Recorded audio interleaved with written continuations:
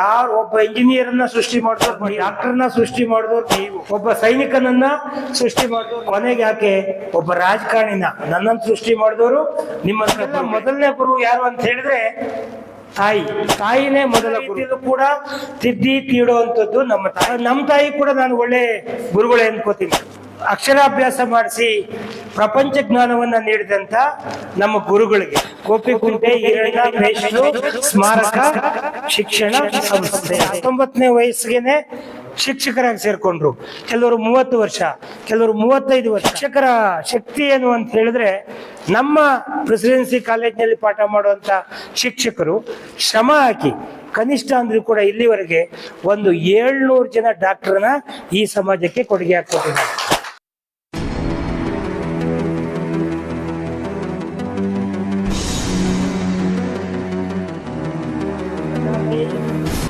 ನರೇಂದ್ರ ಮೋದಿ ಅವರು ನಮಗೆ ಈ ಕಾರ್ಯಕ್ರಮ ರೂಪುರೇಷೆ ಹೀಗೆ ಇರಬೇಕು, ದೇಶದಾದ್ಯಂತ ದೇಶದ ಗಡಿನಲ್ಲಿ ಸೈನಿಕರು ನಮ್ಮನ್ನ ಕಾದ್ರೆ ದೇಶದ ಒಳಗಡೆ ನಮ್ಮ ಸುರಕ್ಷತೆ, ನಮ್ಮ ಮುಂದಿನ ಪೀಳಿಗೆಯನ್ನು ರೂಪಿಸ್ತಕ್ಕಂಥ ಶಿಕ್ಷಕರೇನಿದ್ದಾರೆ, ಗುರುಗಳೇನಿದ್ದಾರೆ, ಹಲವಾರು ರೀತಿಯ ಗುರುಗಳಿದ್ದಾರೆ. ನಮಗೆಲ್ಲ ಮೊದಲನೇ ಗುರು ಯಾರು ಅಂತ ಹೇಳಿದ್ರೆ ತಾಯಿ. ಮನೆಯಲ್ಲಿ ಮಕ್ಕಳಿಗೆ ಮನೆಯೇ ಮೊದಲ ಪಾಠ, ಶಾಲೆ, ತಾಯಿನೇ ಮೊದಲ ಗುರು. ಹಾಗಾಗಿ ನಾವು ವಿಶೇಷವಾಗಿ ನಮ್ಮ ತಾಯಂದ್ರನ್ನ, ಯಾವುದೇ ಒಬ್ಬ ಶಿಕ್ಷಕರಿಗಿಂತ ಹೆಚ್ಚಾಗಿ ಮನೆಯಲ್ಲಿ ನಮ್ಮನ್ನ ಎಲ್ಲ ರೀತಿಯಲ್ಲೂ ಕೂಡ ತಿದ್ದಿ ತೀಡುವಂಥದ್ದು ನಮ್ಮ ತಾಯಿ. ನಮ್ಮ ತಾಯಿ ಕೂಡ ನಾನು ಒಳ್ಳೆ ಗುರುಗಳೇ ಅನ್ಕೋತೀನಿ. ಯಾಕೆಂದ್ರೆ ನನ್ನ ಬದುಕು ಈ ರೀತಿ ರೂಪುಕೊಳ್ಳೋದ್ರಲ್ಲಿ ನನ್ನ ತಾಯಿಯ ಶ್ರಮ, ನನ್ನ ತಾಯಿಯ ಕೊಡುಗೆ ದೊಡ್ಡದಿದೆ. ಇದು ಕೇವಲ ಭಾಷಣಕ್ಕಾಗಿ ಹೇಳ್ತಿರೋದಲ್ಲ, ನಿಜ ಅರ್ಥದಲ್ಲಿ ಹೇಳ್ತಾ ಇರೋದು. ಒಬ್ಬ ತಂದೆಗಿಂತ ತಾಯಿ ಮಗುವಿನ ಆರೈಕೆ, ಲಾಲನೆ, ಪಾಲನೆ, ಅದರ ಜೊತೆಯಲ್ಲಿ ನನ್ನ ಮಗು ಯಾವುದೇ ಕಾರಣಕ್ಕೂ ತಪ್ಪುದಾರಿಗೆ ಹೋಗ್ಬಾರ್ದು ಅಂತ ಬೆಳೆಸೋದಿರುತ್ತಲ್ಲ, ಅದು ತಾಯಿ. ಹಾಗಾಗಿ ನಮ್ಮ ಮೊದಲನೇ ನಮಸ್ಕಾರ ನಮಗೆ ಮೊದಲ ಗುರುವಾಗಿರ್ತಕ್ಕಂಥ ತಾಯಿಗೆ. ತದನಂತರ ನಮಗೆ ಶಾಲೆಯಲ್ಲಿ ಅಕ್ಷರಾಭ್ಯಾಸ ಮಾಡಿಸಿ ಪ್ರಪಂಚ ಜ್ಞಾನವನ್ನ ನೀಡಿದಂಥ ನಮ್ಮ ಗುರುಗಳಿಗೆ. ಅದರಲ್ಲಿ ನಾನು ಹೇಳಿದೆ, ಗೋಪಿಕುಂಟೆ ಈರಣ್ಣ ಮೇಷ್ಟ್ರು ನನಗೆ ಪ್ರಾಥಮಿಕ ಶಾಲಾ ಶಿಕ್ಷಕರು, 1ರಿಂದ 4ನೇ ತರಗತಿವರೆಗೆ ಶಿಕ್ಷಕರಾಗಿದ್ರು. ತದನಂತರ ನಮ್ಮೂರಿನಲ್ಲಿ ಅವ್ರು ಪಾಠ ಮಾಡಕ್ ಬರೋರು ಮೇಷ್ಟ್ರು. ನನ್ನಲ್ಲಿ ಅದೇನು ಕಂಡ್ರು ಗೊತ್ತಿಲ್ಲ, ಅವರು ಅಲ್ಲಿ ಅವ್ರ ಊರಿಗೆ ನಾನು, ಅವ್ರ ಮನೆಗೆ ನಾನು ಒಂದು ರೀತಿ ದತ್ತುಪುತ್ರನ ತರ ಹೋದೆ.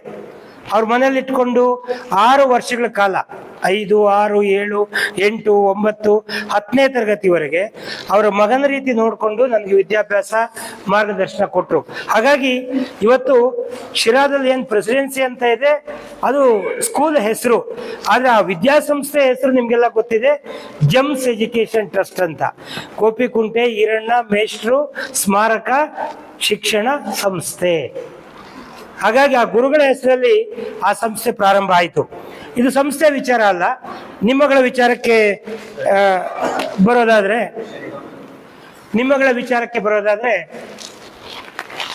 ನೀವು, ನಾನು ಕೇಳಿದೆ, ಒಬ್ರು 39 ವರ್ಷ ಕೆಲಸ ಮಾಡಿ ನಿವೃತ್ತಿ ಆಗಿದ್ದಾರೆ ಅಂದ್ರೆ 19ನೇ ವಯಸ್ಸಿಗೆನೆ ಶಿಕ್ಷಕರಾಗಿ ಸೇರ್ಕೊಂಡ್ರು. ಕೆಲವರು 30 ವರ್ಷ, ಕೆಲವರು 35 ವರ್ಷ. ನಿರಂತರವಾಗಿ ನಾನು ಶಿಕ್ಷಕರ ಒಡನಾಡಿಯಾಗಿರೋದ್ರಿಂದ ನನ್ನ ಸಂಸ್ಥೆಯಲ್ಲಿ ಈಗಾಗಲೇ 300ಕ್ಕೂ ಹೆಚ್ಚು ಜನ ಶಿಕ್ಷಕರು ಕೆಲಸ ಮಾಡ್ತಿದ್ದಾರೆ. ಅವರು ಬದುಕನ್ನು ರೂಪಿಸ್ಕೊಂಡಿದ್ದಾರೆ. ಒಂದು 250 ಜನಕ್ಕೂ ಹೆಚ್ಚು ಜನ ನಾನ್ ಟೀಚಿಂಗ್ ಸ್ಟಾಫ್ ಅಂತ ಏನು ಹೇಳ್ತೀವಿ, ಅವರು ಇದ್ದಾರೆ. ಸುಮತಿ ಪ್ರೆಸಿಡೆನ್ಸಿ ವಿದ್ಯಾಸಂಸ್ಥೆ ಏನಿದೆ, ಒಂದು 500 ಕುಟುಂಬಗಳನ್ನ ಸಾಕ್ತಾ ಇದೆ. ಅದರ ಜೊತೆಗೆ ಆ 500 ಜನ ಸೇರ್ಕೊಂಡು ಇವತ್ತು ಈ ತಾಲೂಕಿನಲ್ಲಿ ಕನಿಷ್ಠ ಏನಿಲ್ಲ ಅಂದ್ರೂ ಕೂಡ ಒಂದು 10,000 ಕುಟುಂಬಗಳ ಬಾಳಿಗೆ ಬೆಳಕಾಗಿದ್ದಾರೆ ಆ ಮೇಷ್ಟ್ರುಗಳು. ಒಂದು 10,000 ಕುಟುಂಬ ಇವತ್ತು ಇಂಜಿನಿಯರ್ಸ್ ಆದ್ರು. ಒಂದು 7,000ರಿಂದ 8,000 ಜನ ವಿದ್ಯಾರ್ಥಿಗಳು ಪ್ರೆಸಿಡೆನ್ಸಿ ಕಾಲೇಜಲ್ಲಿ ಓದಿ ಒಳ್ಳೊಳ್ಳೆ ಕಾಲೇಜಲ್ಲಿ ಸೀಟ್ ತಗೊಂಡು ಇವತ್ತು ಒಳ್ಳೆ ಎಂಜಿನಿಯರಿಂಗ್ ಕಾಲೇಜ್ಗಳಲ್ಲಿ ಅಭ್ಯಾಸ ಮಾಡ್ತಿದ್ದಾರೆ. ಹಲವಾರು ಜನ ವಿದೇಶಗಳಿಗೆ ಹೋಗಿದ್ದಾರೆ. ಅಲ್ಲಿ ಸೆಟ್ಲ್ ಆಗಿದ್ದಾರೆ, ಪ್ಯಾಕೇಜಲ್ಲಿ ಸಂಬಳ ತಗೋತಿದ್ದಾರೆ. ಅದರ ಜೊತೆಗೆ ಆ ಶಿಕ್ಷಕರ ಶಕ್ತಿ ಏನು ಅಂತ ಹೇಳಿದ್ರೆ, ನಮ್ಮ ಪ್ರೆಸಿಡೆನ್ಸಿ ಕಾಲೇಜಿನಲ್ಲಿ ಪಾಠ ಮಾಡುವಂಥ ಶಿಕ್ಷಕರು ಶ್ರಮ ಹಾಕಿ ಕನಿಷ್ಠ ಅಂದ್ರೂ ಕೂಡ ಇಲ್ಲಿವರೆಗೆ ಒಂದು 700 ಜನ ಡಾಕ್ಟರ್ನ ಈ ಸಮಾಜಕ್ಕೆ ಕೊಡುಗೆ ಹಾಕ್ಕೊಟ್ಟಿದ್ದಾರೆ. ನಿಮಗೆಲ್ಲ ಮಾಹಿತಿ ಇದೆ ಅನ್ಕೋತೀನಿ. ಇದೆಲ್ಲ ನಿಮ್ಮ ಮಕ್ಕಳು ಕೂಡ ಇದರ ಫಲಾನುಭವಿಗಳು, ಕೆಲವರು ನಿಮ್ಮ ಮಕ್ಕಳು ಕೂಡ ಅಲ್ಲಿ ಓದಿದ್ದಾರೆ. ಒಂದು 700 ಜನ ಡಾಕ್ಟರ್ ಆಗಿದ್ದಾರೆ. ಅದು ಶಿಕ್ಷಣಕ್ಕೆ ಇರುವಂತ ಶಕ್ತಿ. ನಾನು ಹೇಳ್ತೀನಿ, ಇವತ್ತು ಎಂಥ ದೊಡ್ಡ ಶಕ್ತಿ ಇದೆ ಶಿಕ್ಷಕರಿಗೆ, ಶಿಕ್ಷಣಕ್ಕೆ ಅಂತ ಹೇಳಿದ್ರೆ, ನಾವೆಲ್ಲ ಇವತ್ತು ಈ ವೇದಿಕೆ ಇಷ್ಟು ದೊಡ್ಡದಾಗಿ ಇಷ್ಟು ದೊಡ್ಡ ಮಟ್ಟಕ್ಕೆ ಜನಗಳಲ್ಲಿ ಗುರುತಿಸ್ಕೊಂಡು ಒಂದು ವಿದ್ಯಾಸಂಸ್ಥೆ ಪ್ರಾರಂಭ ಮಾಡಿ, ರಾಜಕೀಯಕ್ಕೆ ಪ್ರವೇಶ ಮಾಡಿ, ಅಲ್ಲಿ ಗೆದ್ದು ವಿಧಾನಸೌಧವನ್ನು ಪ್ರವೇಶ ಮಾಡೋದಕ್ಕೆ ಖಂಡಿತ ಇವತ್ತು ನಮ್ದು ಅಪ್ಪ ಮಾಡಿದ ಅಡಿಕೆ ತೋಟ ಇಲ್ಲ, ತೆಂಗಿನ ತೋಟ ಇಲ್ಲ. ನಮ್ಮಪ್ಪ ದೊಡ್ಡ ವಿದ್ಯಾವಂತ ಅಲ್ಲ, ನಮ್ಮ ಅಪ್ಪ ಅಮ್ಮ ಆಯ್ತಲ್ಲ, ಅವರು ಒಂದು ಫಸ್ಟ್ ಜನರೇಷನ್ ಲರ್ನರ್ಸ್. ನಾವು ನಮ್ಮ ಮನೆಯಲ್ಲಿ ಮೊದಲು ವಿದ್ಯಾಭ್ಯಾಸ ಕಲ್ತಿದ್ದೆ ನಾನು, ನನ್ನ ತಮ್ಮ ತಂಗಿ, ನಾವೆಲ್ಲ. ನಮ್ಮ ಅಪ್ಪ ಅಮ್ಮ ದೊಡ್ಡ ವಿದ್ಯಾಭ್ಯಾಸ ಮಾಡಿದವರಲ್ಲ, ಆದರೆ ನಮಗವ್ರು ಕೊಟ್ಟಂಥ ಶಿಕ್ಷಣ, ನಮ್ಗೆ ಈ ಪುಣ್ಯಾತ್ಮರಂಥ ಗುರುಗಳು ಸಿಕ್ಕಿದ್ರಲ್ಲ, ಅವರು ಮಾರ್ಗದರ್ಶನ ಮಾಡಿದ್ರಲ್ಲ. ನಮ್ಮ ಹೈಸ್ಕೂಲ್ ಮೇಸ್ಟ್ರುಗಳು ಆ ಬರ್ಗೂರಿನಲ್ಲಿ ಒಂದು ಸರ್ಕಾರಿ ಶಾಲೆಯಲ್ಲಿ ಅವ್ರು ಕೊಟ್ಟಂಥ ಶಿಕ್ಷಣ ಏನಿದೆ, ಇವತ್ತು ನಮ್ಮನ್ನ ಹಿಂದೆ ತಿರುಗಿ ನೋಡ್ದಂಗೆ ಮೇಲೆ ಕರ್ಕೊಂಡೋಯ್ತು. ಇಂಥ ಒಂದು ಸಂದರ್ಭದಲ್ಲಿ ನಾವು ನಿರ್ಧಾರ ಮಾಡಿದ್ದೇವೆ, ಇನ್ನು ಮೇಲೆ ಪ್ರತಿ ವರ್ಷ ಶಿಕ್ಷಕರ ದಿನಾಚರಣೆ ದಿವಸ ನೀವೆಲ್ಲ ಬ್ಯುಸಿ ಇರ್ತೀರ. ಎಲ್ಲ ನಮ್ಮ ಸಂಘದವರು ಟೀಚರ್ಸ್ ಡೇ ಮಾಡ್ತಾರೆ, ನಿವೃತ್ತರಾದವ್ರನ್ನೆಲ್ಲ ಕರೀತಾರೆ. ಹಾಗಾಗಿ ನಾವು ಯೋಚನೆ ಮಾಡಿದ್ದೇವೆ, ಪ್ರತಿ ವರ್ಷ ಗುರು ಪೂರ್ಣಿಮೆ ದಿವಸ ನಿಮಗೆ ಮಾಹಿತಿ ಹೇಳ್ತಾ ಇದ್ದೀನಿ. ಇದು ನಮ್ಮ ಸೇವಾ ಸದನದಲ್ಲಿ ಮಾತ್ರ, ಶಿರಾದಲ್ಲಿ ಮಾತ್ರ ಈ ಕೆಲಸ ನಡೀತಾ ಇಲ್ಲ. ಇವತ್ತು ನಮ್ಮ ಭಾರತೀಯ ಜನತಾ ಪಕ್ಷದ ಕಾರ್ಯಕರ್ತರು ಬೂತ್ ಮಟ್ಟದಲ್ಲಿ ಹಳ್ಳಿನಲ್ಲೂ ಕೂಡ ಅವರ ಶಿಕ್ಷಕರಿಗೆ ಹೋಗಿ, ಈಗ ನಮ್ಮ ಕುಮಾರ್ ಮೇಷ್ಟ್ರು ಅಲ್ಲಿ ಹೋಗ್ಬಿಟ್ಟು ಶಾರದಮ್ಮ ಟೀಚರ, ಗೌರಮ್ಮ ಟೀಚರ್ ಅಂತ ಬರಗೂರಿನಲ್ಲಿ, ಅವ್ರ ಮನೆಗೂ ಜಯರಾಮ್ ಮೇಷ್ಟ್ರು ಅಲ್ಲಿ ಹೋಗಿ ಅವ್ರಿಗೆ ನಮಸ್ಕಾರ ಹಾಕಿ, ಹಾರ ಹಾಕಿ, ಶಾಲ್ ಹಾಕಿ ಅವ್ರ ಆಶೀರ್ವಾದ ತಗೊಂಡು ಬಂದಿದ್ದಾರೆ. ಇನ್ನು ನಮ್ಮ ಭಾಸ್ಕರ್ ಯಾರು ಟೀಚರ್ ಮನೆಗೆ ಹೋಗಿದ್ಯಾ, ಇನ್ನು ಕೆಲವರು ನಮ್ಮ ಚಿಕ್ಕಣ್ಣ ಇವರೆಲ್ಲ ಚಿಕ್ಕನಳ್ಳಿಗೆ ಹೋಗಿ ಅಲ್ಲೋ ನ್ಯಾಷನಲ್ ಟೀಚರ್ಸ್, ಇವ್ ರಾಮಣ್ಣ ಮಾಸ್ಟರ್ಗೆ ಹೋಗಿ ಮನೆಗೆ ಹೋಗಿ ಸನ್ಮಾನ ಮಾಡಿದ್ದಾರೆ. ಅಂದ್ರೆ ಯಾಕೆ ಇದನ್ನ ಹೇಳ್ತಾ ಇದೀವಿ ಅಂದ್ರೆ, ಈ ಸಮಾಜದಲ್ಲಿ ಎಲ್ಲೋ ಒಂದ್ ಕಡೆ ನೀವು ಗಮನಿಸಿದ್ರೆ ಪಾಪ ನಿಮ್ ಕೈಲಿ ಹೇಳ್ಕೊಳಕ್ ಆಗಲ್ಲ.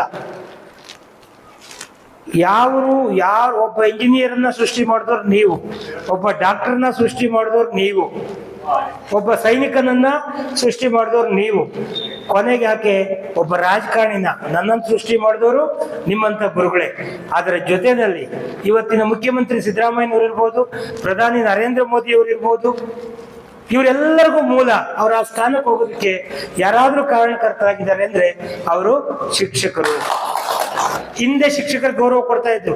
ನಮ್ಮ ಈರಣ್ಣ ಮೇಷ್ಟ್ರು ಗೋಪಿಕುಂಟೆಯಿಂದ ಹೊಸಳ್ಳಿಗೆ ಬರ್ತಾರೆ ಅಂದ್ರೆ ಅವ್ರು ಸುತ್ತ ಒಂದು 8-10 ಹಳ್ಳಿಗೆ ಒಂದ್ ರೀತಿ ನ್ಯಾಯಾಧೀಶ ಅವರೇ.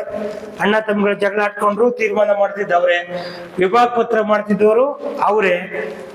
ಊರಲ್ಲಿ ದೇವ್ರ ಕಾರ್ಯ ಆದ್ರೆ ಅವರ ಮುಂದಾಳತ್ವ, ಊರಲ್ಲಿ ನಾಟಕ ಆಡಿದ್ರೆ ಅವರ ಮುಂದಾಳತ್ವ, ಯಾವುದೇ ಒಳ್ಳೆ ಕೆಲಸ ಆದ್ರೂ ಕೂಡ ಆ ಮೇಷ್ಟ್ರುಗಳ ಮುಂದಾಳತ್ವ ಇರ್ತಾ ಇತ್ತು. ಆ ದಿನ ನಾವು ಥೈರಾಯ್ಡ್ ಇದೆಯಾ, ದಪ್ಪ ಆಗ್ತಾ ಇದ್ದೀರಾ, ಥೈರಾಯ್ಡ್ ನ ಹೇಗೆ ರಿವರ್ಸ್ ಮಾಡ್ಬೇಕು ಅಂತ ಗೊತ್ತಾಗ್ತಾ ಇಲ್ವಾ?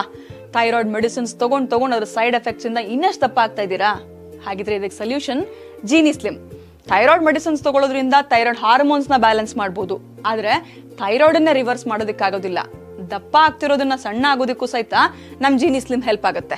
ಥೈರಾಯ್ಡ್ ನ ರಿವರ್ಸ್ ಮಾಡಿ ಹೆಲ್ದಿಯಾಗಿ ಸಣ್ಣ ಆಗಿಡೋದಕ್ಕೆ ಜೀನಿ ಸ್ಲಿಮ್ ನಲ್ಲಿರುವಂತಹ ನ್ಯೂಟ್ರಿಯೆಂಟ್ಸ್ ದೇಹಕ್ಕೆ ಬಹಳಷ್ಟು ಹೆಲ್ಪ್ಫುಲ್. ಸೊ ಜೀನಿ ಸ್ಲಿಮ್ ನ ಯೂಸ್ ಮಾಡಿ ಆರೋಗ್ಯವಾಗಿರಿ, ಯಾಕಂದ್ರೆ ಆರೋಗ್ಯವೇ ಭಾಗ್ಯ.